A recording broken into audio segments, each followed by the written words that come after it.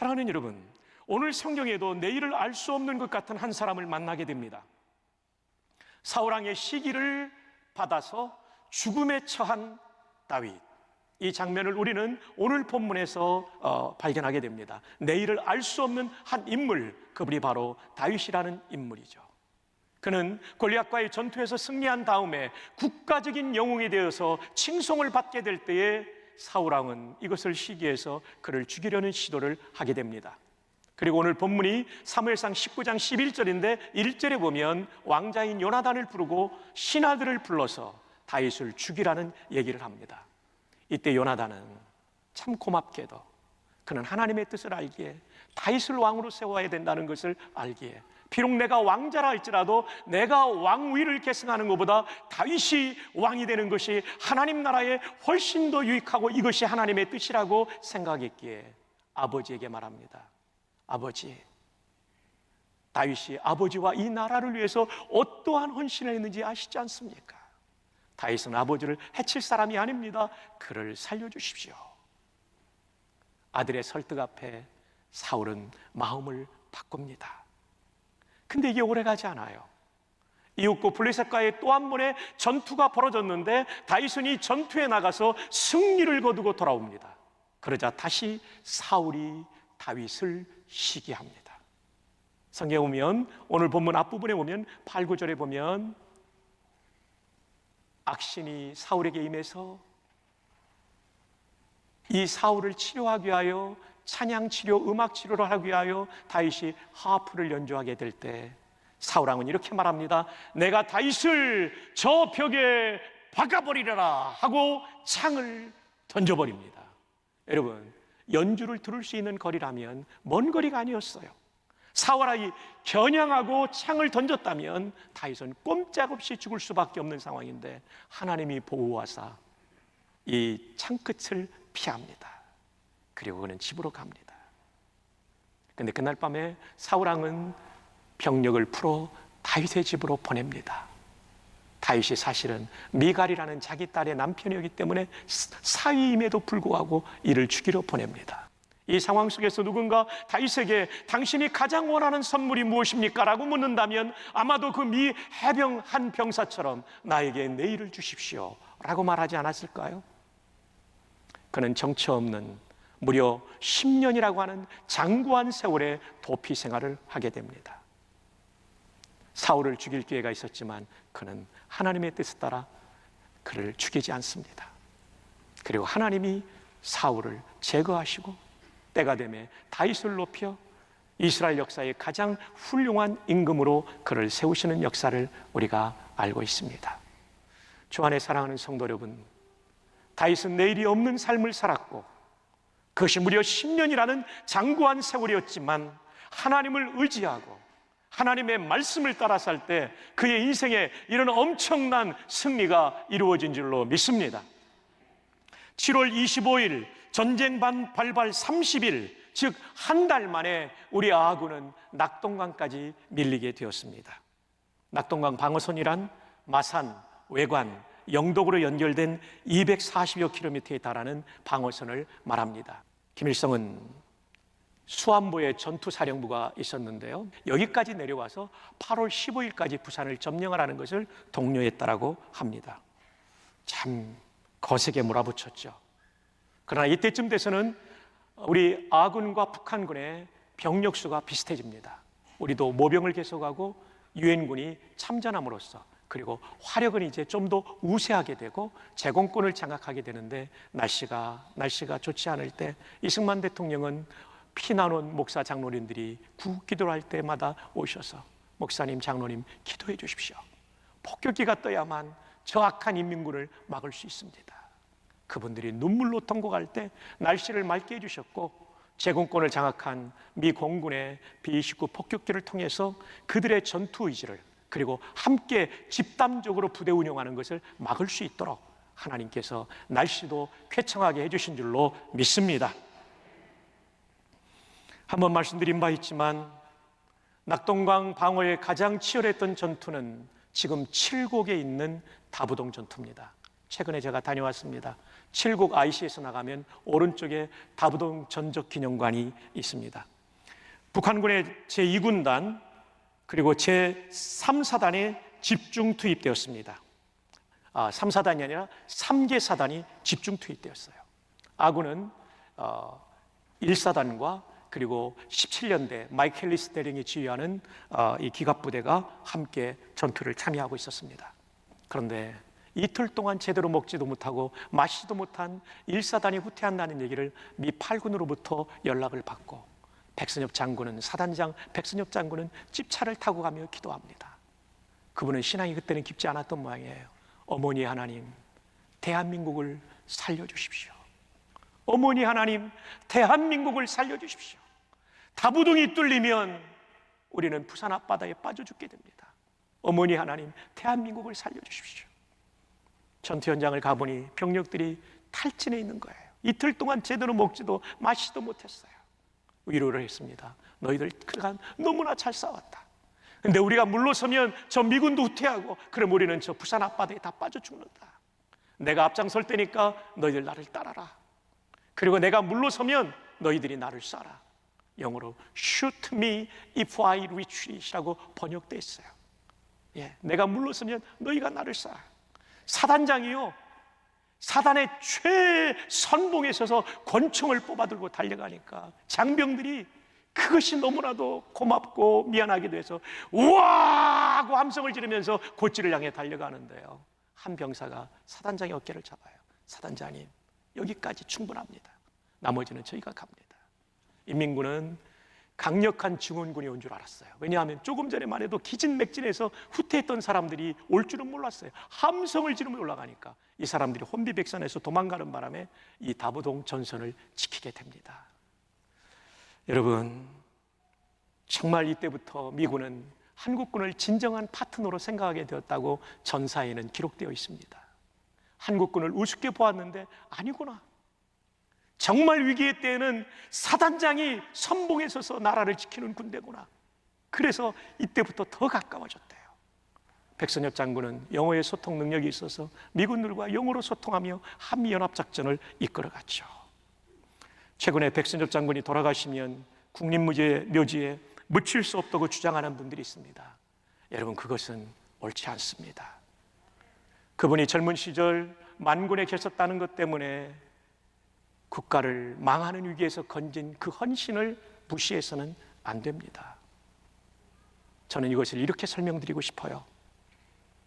몇 차례 말씀드린 바 있는 리처드 닉슨 대통령의 기념관, 리처드 닉슨 프레지덴셜 라이브러리 앤 뮤지엄이라는 것이 제가 살던 집에서 한 10여 분 가면 있었어요. 제가 한번 거기를 갔다가 엄청난 감동을 받고 미국의 저력이 이것이구나 제가 깨닫게 되었어요. 사진으로 오늘은 좀 소개해 드릴게요. 여러분, 저것이 바로 대통령 기념관 로비입니다. 저기서 $10 내고 들어가게 되는데요. 지금은 $15인가요? 그렇습니다. 여러분, 저 건물이요, 지미 카터 대통령 거보다 좋아요. 지미 카터 대통령 거보다 좋아요. 하야한 대통령 아닙니까? 닉슨 대통령은 대통령 선거 2차 선거 때 1차 임기 마치고 2차 선거 때 상대방 선거 그 사무실에 도청을 해가지고 부도덕한 일로 물러난 대통령 아닙니까? 우리나라 같으면 기념관 못 짓게 합니다. 매장시켜버립니다. 우리는 하나만 잘못되면 전체를 그냥 묻어버리잖아요. 저렇게 잘 지어져 있어요. 제가 갔을 때는 저것도 아니었는데 최근에 1,500만 불을 모금해 주어서 새롭게 레노베이션 했다는 겁니다. 다음 장면을 보십시오. 여러분, 저게 백악관 대통령 집무실인 오벌 오피스. 오벌은 타원형이라는 뜻입니다. 계란의 그런 뜻인데 모양이 타원형이에요. 저도 저기 들어가 봤는데 저렇게 잘 만들어 놨어요. 그 다음, 이것은요, 안뜰 코트야드인데 제가 정원으로 번역을 해놨는데, 여기가 너무너무나 아름다워요, 이 정원이. 그래서 여기서 결혼식도 합니다. 자, 그 다음, 이것은 닉슨 대통령이 중국을 방문하는데, 그때는 중공이죠. 이 중공을 방문해서 수상인 조은 라이와 악수하는 장면입니다.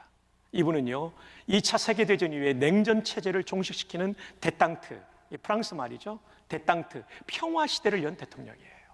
그래서 중국이 이제는 국제 무대에 나올 수 있도록 도와주고, 그리고 긴장 관계를 완화시킨 대통령 닉슨입니다. 그 다음입니다. 소련 공산당 서기장인 브레즈네프와 함께 전략무기 제한 협정을 합니다. 이른바 썰트 협정을 맺는 장면입니다. 이렇게 훌륭한 평화 시대를 연 대통령입니다. 그리고요, 아폴로 11호가 이분의 1차 임기 때 발사되었다는 것을 아십니까? 우주 시대를 연 대통령이에요. 그런데 안타까운 것이 있습니다. 그것은 워터게이트 사건입니다. 여러분, 워싱턴 DC에 가보면 링컨 기념관 뒤에 호텔이 있는데 그 호텔 이름이 워터게이트 호텔이에요. 여기에 민주당 선거본부 사무실에 도청을 했던 것이 발각되죠. 이게 워터게이트 사건이에요. 근데 저는 그 다음 장면의 사진을 보면서 충격을 받습니다. 링컨을 기념하는 기념관인데 뭐라고 써 있습니까? Dirty tricks, 더러운 속임수. 링컨을 기념하는 자리에 링컨이 잘못됐다는 것을 그대로 보여주고 있어요. Dirty tricks. 저는 여기서 미국의 저력을 느낍니다. 그가 잘못한 워터게이트 스캔들에 대해서는 정확하게, 적나라하게 더티 트릭스라고 공개하면서, 동시에 그가 잘했던 일에 대해서는, 대탕트 시대를 열고 우주 시대를 열었던 것에 대해서는 또한 정확하게 그 공적을 인정하고 있는 거죠. 이럴 때 어떤 효과가 있을까요? 그의 잘못은 본받지 않고 그의 잘한 것을 본받으면서 미국의 역사는 발전할 수 있는 것이죠. 우리의 문제는 무엇입니까? 우리의 과거사 정리의 문제는 무엇입니까?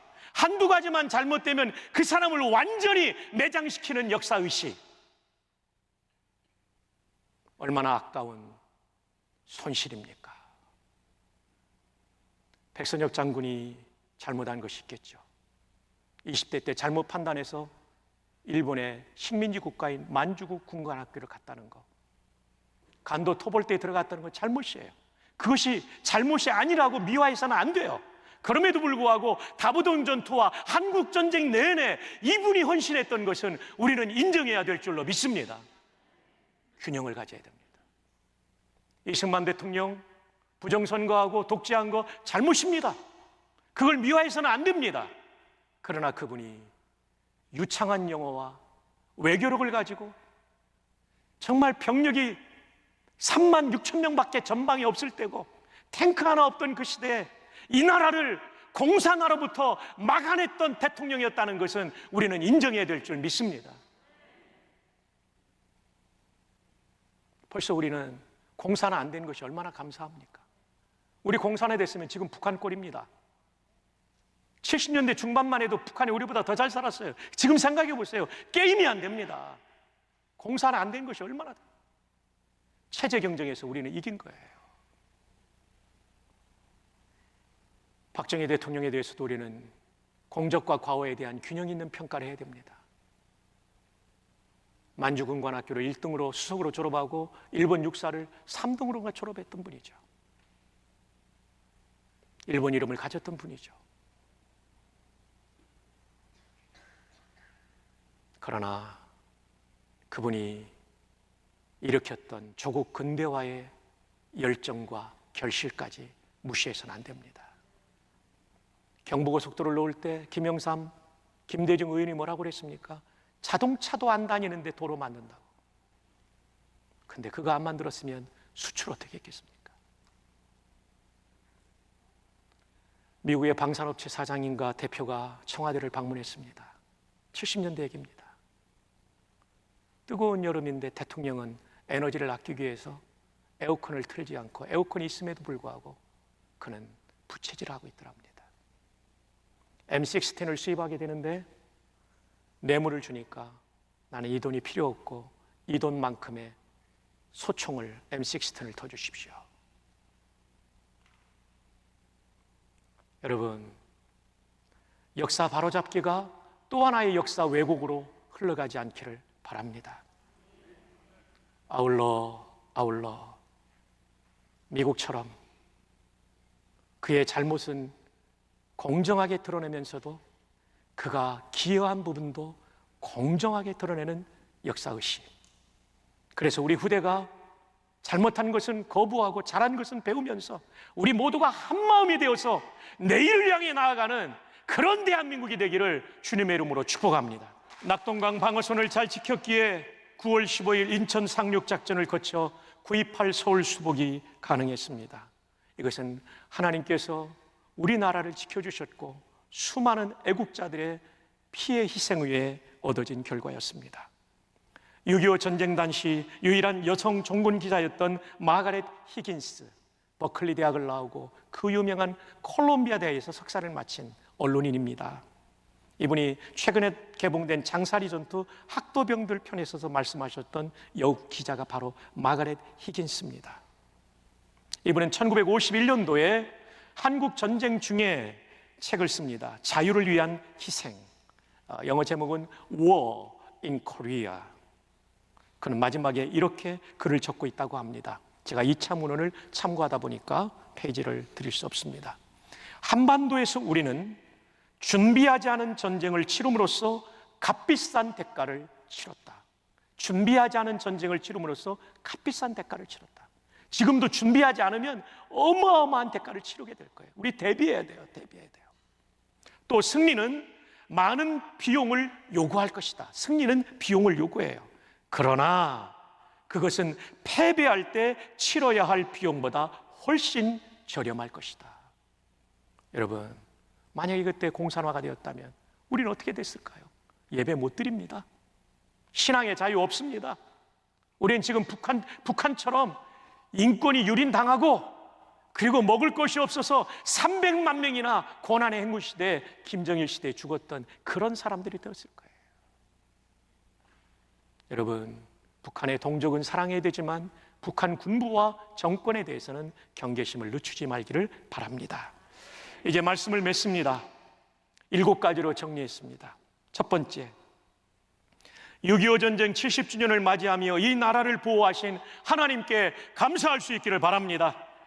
두 번째, 6.25 전쟁은 북한 김일성이 일으켰다는 역사적 사실을 왜곡하지 마시고 또 현혹되지 마시고 이 사실을 믿으시기를 바랍니다.